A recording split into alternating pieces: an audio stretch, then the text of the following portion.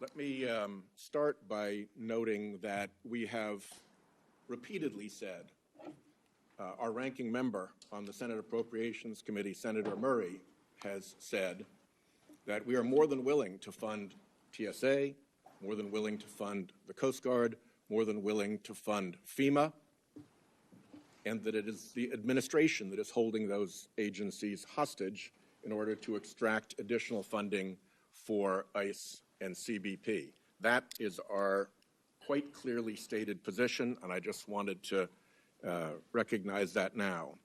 Ms. Noem, I want to walk you through an incident that took place in Rhode Island. We have a courthouse in Rhode Island, our Superior Court.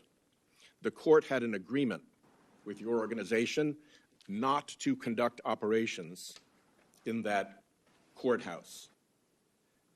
Despite that agreement, your officers went in to conduct operations in that courthouse.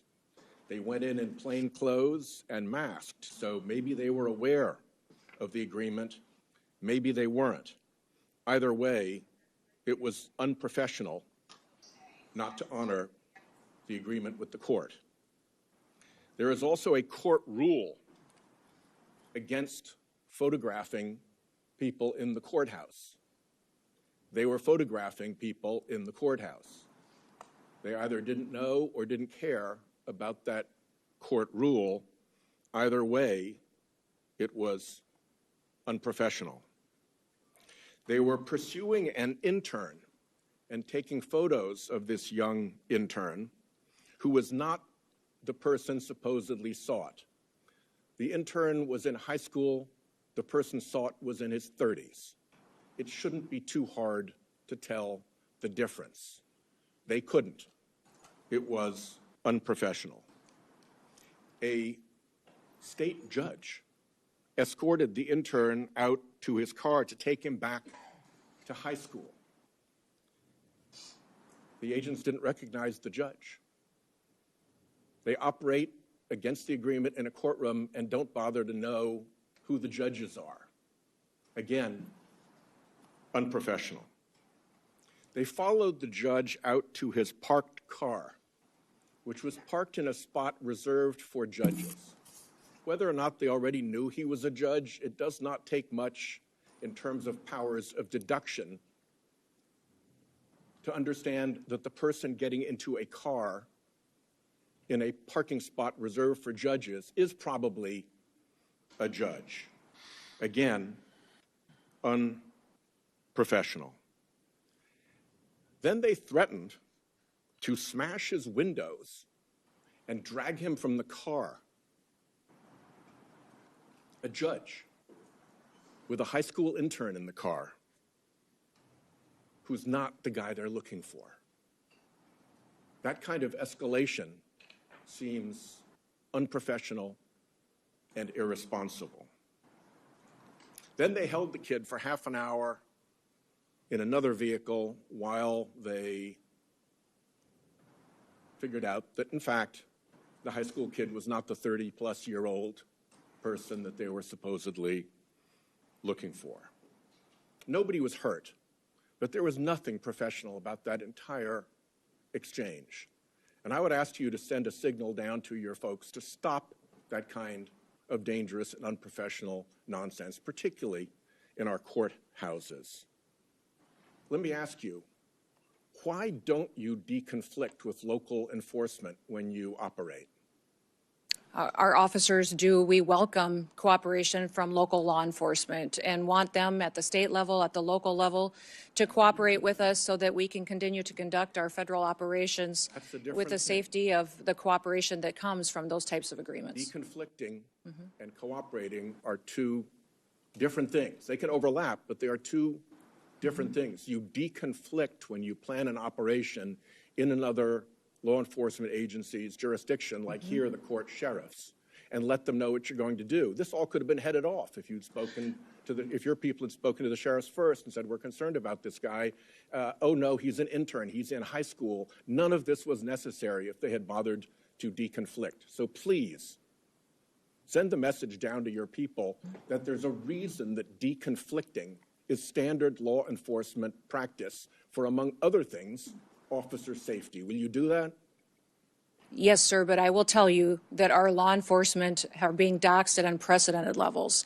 So at times we've run into situations in sanctuary cities or in sanctuary states where notifying that local law enforcement on some of these operations has doxxed them and their families and leaked a law enforcement operation, which puts people's lives in jeopardy. So they absolutely want to work with cooperative local law enforcement. About that, and in that case specifically, I strongly suspect that there's a big difference these between individuals non-cooperation and actual interference with your operations. But I'll reserve that to a question for the record so you can substantiate that.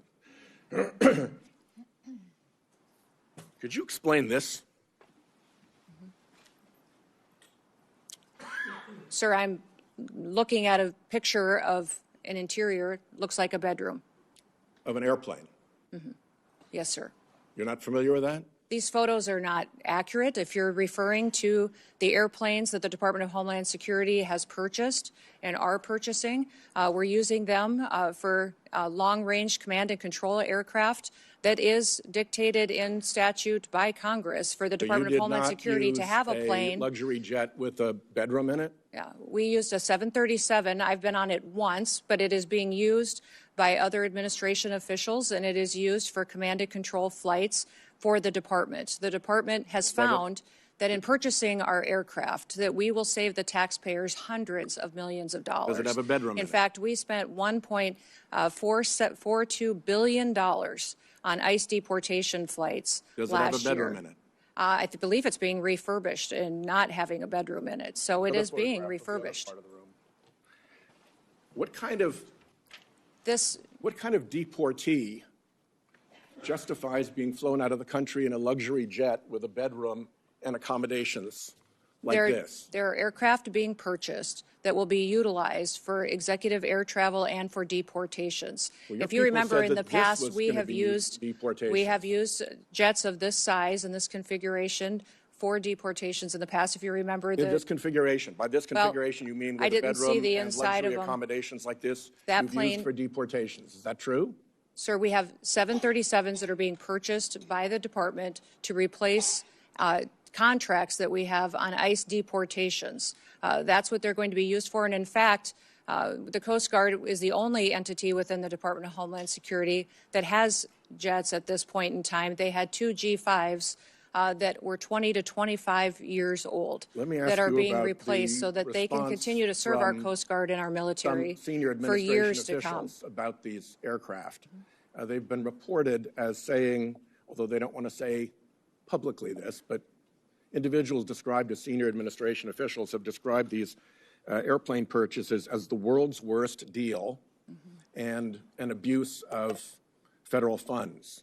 Can you tell me what the Republicans on this committee who voted for what I call the billionaires bill that gave you the money to buy these jets knew about your plans to acquire luxury jets when they voted for that money? The dollars for these airplanes was appropriated by Congress. In fact, it's mandated from Congress and rules that you've given us that we need to have a long-range command and control aircraft that will seat up to 17 people in the Department of Homeland Security for national security purposes. We are complying with the law.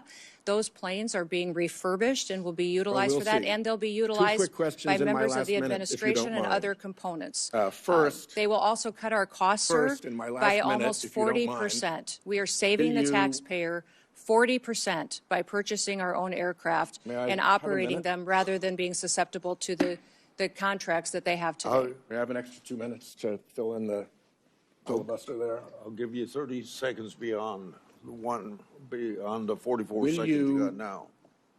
Truthfully answer a question for the record about your role in stopping the civil rights investigation into the Minnesota shootings? Sir, I don't know what you're talking about. I did not stop any investigations whatsoever. Will you testify truthfully if you get a QFR?